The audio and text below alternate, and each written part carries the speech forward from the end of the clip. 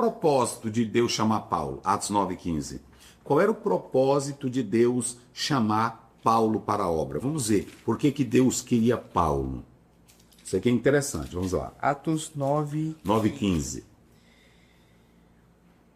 Mas o Senhor disse a Ananias: vá, este homem é meu instrumento escolhido para levar o meu nome perante os gentios e os seus reis e perante o povo de Israel. Então veja que Deus está dizendo que o propósito de Cristo se revelar a Paulo é que ele ia se tornar um grande proclamador do Evangelho. Está aí no próprio texto bíblico. Esse chamado de Paulo é muito parecido com o chamado de Jeremias. Isso, lá no 1:5, né? Quando você lê, aqui ele está mostrando, a ênfase nesse momento aqui não é só o chamado. A ênfase é o propósito do chamado. Como é que diz? Jeremias 1:5. Antes de formá-lo no ventre, eu o escolhi. Antes de você nascer, eu o separei e o designei profeta às nações. Ou seja, ele, tanto Jeremias como Paulo, já vão receber o conhecimento com um propósito certo. O propósito era anunciar o nome de Cristo. Então, isso aqui é muito sério. Então, vamos analisar isso aqui, que Paulo, ele está... Me ver aí se é Romanos 9:2. Se não for 9:2, é 11:2. Romanos 9:2. Veja aí como é que diz. Deus não rejeitou o seu povo, o qual de antemão conheceu. Ou vocês não sabem como Elias clamou a Deus contra Israel, conforme diz as Escrituras. Agora vamos lá para o 11:2. 11:2 foi o que eu acabei. 9:2. 9:2. Tenho grande tristeza e constante angústia em meu coração. Pois eu até desejaria ser amaldiçoado e separado de Cristo por amor de meus irmãos, os de minha raça, o povo de Israel. Deles é a adoração de filhos. Deles são a glória divina, as alianças, a concessão da lei, a adoração no templo e as promessas. Deles são os patriarcas, e a partir deles se traça a linhagem humana de Cristo, que é Deus acima de todos, bendito para sempre. Amém. Então veja o tamanho do zelo dele, né? E ele diz que tem, e ele ainda diz mais, eu tenho lá pelo 11, eu tenho sido extremamente zeloso, como Elias. Mas era um zelo sem entendimento, era um zelo extremado. Então o apóstolo São Paulo, só mesmo a intervenção de Deus para mudar a vida desse homem, né? Só mesmo a intervenção. Então Deus entrou na vida dele. E essa ação dele de perseguir, de dar voto, de querer que crentes fossem mortos, ele achava que estava fazendo um bem para quem? Para a obra de Deus. Porque ele entendia, não, Israel é o povo de Deus. É o povo escolhido, é o povo da promessa. É o povo da promessa, é o povo da aliança, é o povo do pacto, é o povo da... A salvação vem deles. O Messias ainda não chegou. Esse que está aí, que essa história, é um impostor. Então Paulo se levanta seriamente contra o Evangelho. Vamos lá, seguindo aí. 16. Revelar seu filho em mim para que eu pregasse entre os gentios. O propósito do chamado. Porque não adianta você dizer que tem chamado. Você tem que saber qual é o seu propósito. Verdade. Não consultei carne nem sangue. Quando ele diz não consultou carne nem sangue, ele está falando da questão humana, da humanidade. Mas a ênfase aí, ele está mostrando que é uma fraqueza. A carne e sangue, fala da fraqueza humana. 17. Nem tornei a Jerusalém a ter com os que já antes de mim eram apóstolos. Qual era o centro da vida religiosa? Qual era o centro da estrutura espiritual, diríamos assim? Era Jerusalém. Mas Paulo está mostrando que o evangelho que ele recebeu tinha toda a legalidade, porque veio diretamente do céu, o mesmo que os apóstolos receberam de Cristo. Paulo não teve o privilégio de ser apóstolo andando com Cristo, mas o mesmo evangelho que os apóstolos receberam, quem foi que recebeu? Paulo recebeu. O apóstolo Paulo. E aí Paulo diz assim, eu nem fui a Jerusalém. Aí pronto. Vocês já observaram aqueles irmãos que basta ter um avivamento bem ali no quintal da casa da Francisca, aí ele diz, eu vou já lá, né? Assim. Não teve um movimento que tendo nos Estados Unidos? Sim. Aí saía pastor daqui, irmão, e chegava com o celular, aqui tem poder. E por que Paulo não foi para Jerusalém? Porque não era o propósito chamado dele. Pronto. E ele não foi para Jerusalém também, Daniel? Por quê? Porque ele sabia que o Deus que estava usando o povo em Jerusalém era o que ele ia usar ele nos gentios. Pronto, meu Deus do céu. Ou seja, a minha espiritualidade, ela não depende do que os outros estão falando. A minha comunhão com Deus não depende de Jerusalém. Entendeu? Tem crente assim. Veja que Paulo cita geograficamente alguns lugares. Damasco, não é assim? Damasco, Síria, Arábia. Tá vendo? Pronto. Por que ele citou Jerusalém? Porque toda a base, estrutura espiritual, teológica, estava centralizada onde? Em Jerusalém. Em Jerusalém. Quem era que estava lá na igreja de Jerusalém? Pedro e Tiago. As colunas, não é isso? Os homens mais, nós diríamos, se fosse hoje na atualidade, nós diríamos os homens mais famosos. Os presidentes da convenção da época. Pronto. Aí tu pegou bem aí. Os presidentes das maiores convenções estavam lá. E aí Paulo não foi logo para lá. Ele disse, eu não tenho ligação com Jerusalém. Eu estou dizendo para vocês que eu nem estive lá. Ele estava desfazendo de Jerusalém? Não.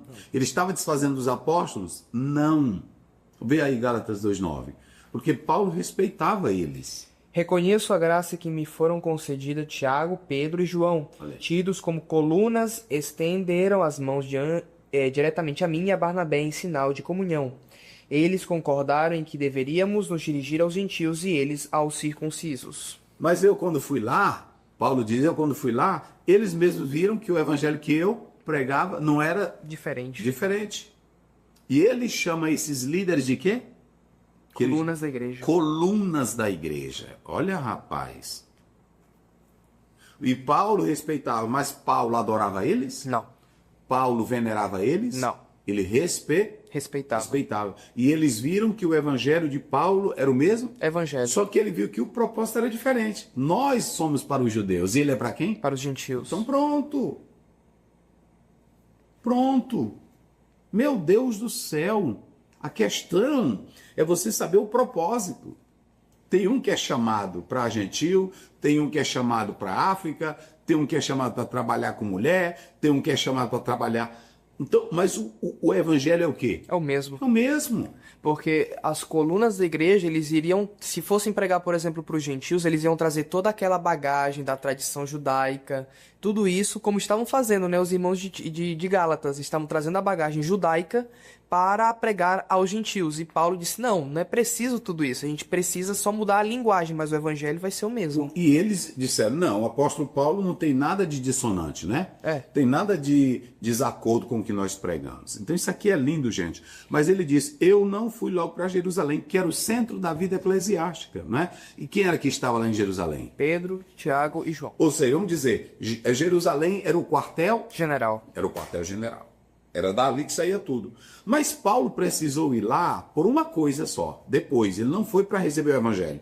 Ele foi só para um tipo de resposta para os outros judeus de que o que ele pregava era apoiado por quem? Pela igreja. Pela igreja. Ok? Ou seja, assim como os apóstolos de Jerusalém tinham apóstolos do evangelho, Paulo também tinha. Porque o Jesus que revelou para os apóstolos, revelou para quem? Para Paulo. Então, vamos lá.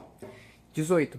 Depois, passados 3 anos, fui a Jerusalém para ver a Pedro e fiquei com ele 15 dias. Aí sim, aí você vê, esses 15 dias que ele passa com eles, na verdade, não tem registro do que conversaram, mas era só uma forma de dar uma resposta. Paulo tem a aprovação das colunas da autoridade da igreja. 19. E não via nenhum outro apóstolo, senão a Tiago, irmão do Senhor. Ora, acerca do que vos escrevo, eis que diante de Deus testifico que não minto. 21. Depois fui para as partes de Síria e da Cilícia, e não era conhecido de vista das igrejas de Judeia que estavam em Cristo, mas somente tinham ouvido dizer, aquele que já nos perseguia, anuncia agora a fé que antes destruía. Por que Paulo está falando aí essas regiões? Porque não tinha apóstolos famosos que pudessem pregar para ele. Ou seja, nenhuma dessas regiões que ele citou, inclusive a Arábia e outros, ele está dizendo, quando eu estive nessas regiões, não tinha ninguém ali para dizer, Paulo, Jesus é isso. Paulo, o caminho é esse. Ele recebeu o evangelho por revelação. Então pronto. Paulo não está dizendo, irmão, a vida espiritual da gente é linda. Eu, por exemplo, se dizer assim, olha ali, lá na Inglaterra está tendo um grande movimento do céu, eu vou ficar aqui feliz, vou ficar alegre, não é assim? Olha, lá na rua tal, o Senhor Jesus tomou, e eu vou olhar para a Bíblia, se tem base. Se não tiver, eu não ligo. Tomou, amém. Agora é o seguinte, para ter uma experiência com Deus, eu preciso ir a Jerusalém? Não. Então, pronto, foi isso que Paulo disse, né? Paulo disse, eu não precisei ir. Eu não consultei nem carne nem sangue. Eu não estive com Paulo, aliás, com Pedro e com o Tiago, precisando de uma instrução. Eles não me deram o evangelho. Porque o mesmo Cristo que deu para eles, deu também para mim. Não é isso? Então, é isso. Vamos lá, nossa lição ali. Lição número 3. Paulo e sua chamada. Introdução. Porque Paulo passou a falar de sua vida, como resposta aos críticos dos judaizantes que tentavam desqualificar sua mensagem, sua vida e seu apostolado. Pronto, então o apóstolo São Paulo pregava o evangelho, mas todo o tempo ele sofria oposição daqueles que queriam fazer concorrência com ele, daqueles que queriam negar a ele. Olha, isso aí, que hoje tem pregador, vê aí, Daniel, Filipenses, não está nem na lição, e nem mais, eu lembrei isso aqui agorinha, Filipenses primeiro, né? Observe bem o que Paulo diz aqui para nós. É no verso 15. Verso 15. É verdade que alguns pregam a Cristo por inveja e rivalidade, mas outros... Parei. Pregam a Cristo como? Inveja e rivalidades. As intenções não são boas. Aí a gente diz assim, o importante é que o nome de Cristo está sendo divulgado. Não era isso que Paulo estava defendendo. Tem um pregador que prega por inveja. E rivalidade. E outros que pregam? Por rivalidade. Pode prosseguir. Mas outros o fazem de boa vontade. Tem 3 tipos. Daniel, tu bota isso aí. 3 tipos de pregador. O pregador invejoso, o pregador rival e o pregador de boa vontade. Rapaz, bota isso aí 3 tipos de pregadores na atualidade. 3. Qual é o primeiro? Invejoso. Ele vê a pessoa pregar, eu quero ser aquilo ali. Bota logo um suspensol, né? Eu quero ser o fulano. Muda a voz, bota gel no cabelo. Do jeito que o pregador faz, ele quer fazer. É um invejoso. E o outro pregador? Rival. É o rival. Ele pregou aquilo ali, eu tenho que pregar também. Aí ele já quer pegar, quer fazer concorrência. E o outro? O boa vontade. O de boa vontade. Aquele que faz, não é porque está competindo com ninguém, não é porque quer ser famoso, não é porque quer like, não é porque quer grandeza, é para cumprir o propósito. Cristo nascer nos corações dos pecadores. Vamos lá. Ponto 1. O Evangelho de Paulo. Paulo e sua defesa. A história da vida de Paulo, a importância do registro, oposição aos falsos mestres. Por que Paulo contou sua história? Não foi para impressionar ninguém, nem para comover os leitores, mas para mostrar sua autoridade para pregar o Evangelho. Pronto, então quando Paulo começa a falar da sua pessoa, ele não está querendo mostrar que ele era mais íntimo com Deus, ele não está querendo mostrar particularidade, que ele tem intimidade com Deus, eu passo tantas horas orando, eu estudo tantas vezes por dia, nada disso. Ele não tem essa biografia completa. Sempre que Paulo fala, era para se opor, porque a igreja recebia aquelas informações dos opositores denegrindo, desqualificando, dizendo que Paulo gostava de dinheiro, que Paulo não ligava para eles, que Paulo não sabia falar. Aí Paulo dizia, olha, quem me chamou foi o Senhor, e eu tenho as credenciais do meu apostolado. Então era para isso. Ele não escrevia para falar dele, da pessoa dele, era para falar do que Cristo fez em sua vida. Vamos lá. Ele não pregou o evangelho dos apóstolos de Jerusalém. O evangelho é um só, a origem do evangelho de Paulo, o evangelho lhe foi revelado. Pronto, é o mesmo evangelho, né? Tanto das colunas, dos apóstolos. Paulo. Pronto, vamos lá. Aprovado pelos apóstolos de Jerusalém. O evangelho de Jesus era o mesmo evangelho que Paulo pregava. A mensagem vinha de Deus. Isso, então veja que os apóstolos vão constatar que a mensagem que Paulo pregava vinha de onde? De Deus. Não havia contrariedade. Ponto 2. Relembrando o passado. Paulo foi escolhido mesmo com um currículo questionado. Por exemplo, ele falou aqui, nós lemos no início, que ele disse, eu sou o pior pecador. Ou seja, Paulo, quando ele relata a história dele, ele diz, eu persegui a igreja. Tinha sangue nas mãos. Eu tinha sangue nas mãos. Eu sou indigno desse ministério, não é assim? Mas Deus coube a ele me achar digno e me colocar. Então, a razão de Paulo estar no ministério era a graça de Deus, porque o currículo dele não era? Ele era bom. Mas foi esse currículo que todos viram que Deus realmente havia feito em sua vida. Por isso, lá no verso final do capítulo 1, que o Daniel leu aí, a Bíblia diz que todos glorificavam a Deus pela vida de Paulo. Tem irmão que diz assim, eu lá estou me importando com os que dizem da minha vida, eu cuido da minha vida. Não, você deve se importar. Se você está agindo contrariamente à Bíblia, não tem procedimento, compra fiado e não paga, é sem vergonha, é mentiroso, é invejoso e escandaliza o Evangelho, você deve pensar. Agora, você não deve ligar, é que se você está pregando o Evangelho com verdade, sinceridade, é bem casado, é sincero e está em comunhão com Deus, aí você não deve se importar. Agora, se você diz que vive o Evangelho e não condiz com essa verdade, é bom você se avaliar. Quem vive em Cristo, nova criatura és, e as coisas se passaram, tudo novo se fez. Bora lá. A religião judaica, o judaísmo. Como Paulo via Jesus? Como um impostor. A mensagem de Jesus para Paulo era uma mentira. Paulo, fariseu, seu relacionamento com a lei e a tradição judaica. Então nós falamos tudo isso agora há pouco, que era impossível Paulo inventar um evangelho se ele mesmo é um defensor ferrêneo, um defensor sagaz do judaísmo. Então quem quebrou isso foi Jesus na vida dele.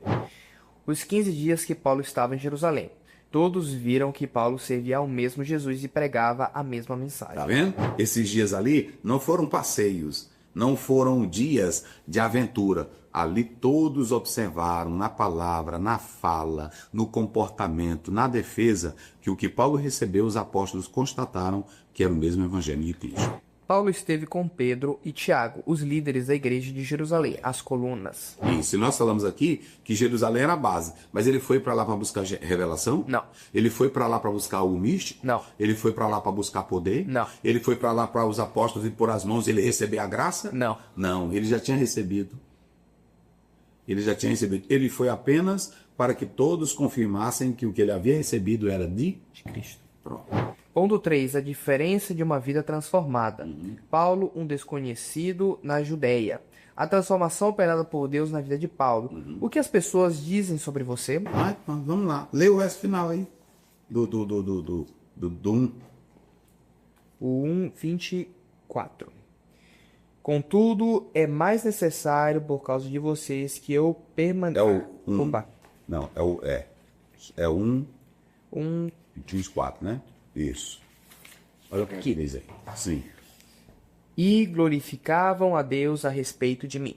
Olha para cá aqui agora. Vou fazer uma pergunta. O povo na cidade glorifica a Deus por causa da sua vida? Pastor, bota pra Daniel, bota aqui. O povo glorifica a Deus por causa da sua vida? Você é uma bênção para as pessoas? O evangelho que entrou em você te transformou? Ou seja, todos que te viam como um terror, como uma desgraça, como uma miséria, agora veem você como uma bênção? O que as pessoas dizem de você no bairro? O que as pessoas pensam sobre você? Querido irmão, querida irmã, querido pastor. Porque a Bíblia diz que Paulo, naquela época, não tinha internet, não tinha telefone, naquela época não tinha fotografia. Para chegar a pessoa, todos conhecerem, ele tinha que viver naquela região. E Paulo, quando passava, alguns passavam a conhecer. Mas como ele andava como perseguidor, todos conheceram. Mas quando ele passou a pregar andando, todos disseram, o perseguidor deixou de ser perseguidor para ser o quê? Perseguido. Ele foi transformado. O Cristo que ele pregava contra foi o Cristo que lhe apanhou, o Cristo que lhe prendeu, o Cristo que lhe escravizou.